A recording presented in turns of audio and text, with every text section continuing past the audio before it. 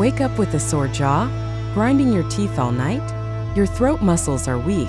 This is often the first sign of sleep apnea in seniors. Here's what's happening. When your throat muscles weaken with age, your airway partially collapses during sleep. Your brain senses the blocked breathing. Triggers jaw clenching to pull your lower jaw forward. This opens your airway slightly. You grind your teeth trying to breathe better. Sleep apnea in seniors often looks different than in younger people. You might not snore loudly, might not have obvious breathing interruptions. Instead, you grind your teeth, wake up with headaches, feel tired despite sleeping 8 hours. Teeth grinding damages your teeth, wears down enamel, cracks molars, creates expensive dental problems. But it's not a dental issue, it's a breathing issue.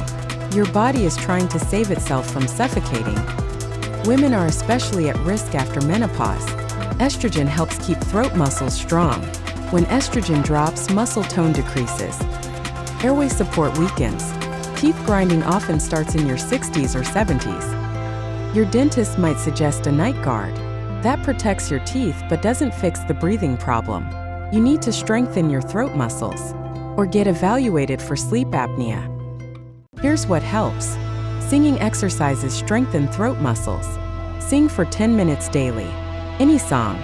Opera singers rarely have sleep apnea because their throat muscles are incredibly strong. Tongue exercises help too. Stick your tongue out as far as possible. Hold 10 seconds. Repeat 10 times. If grinding is new or getting worse, see a sleep doctor, not just a dentist. Sleep apnea causes heart problems, stroke, high blood pressure, memory issues.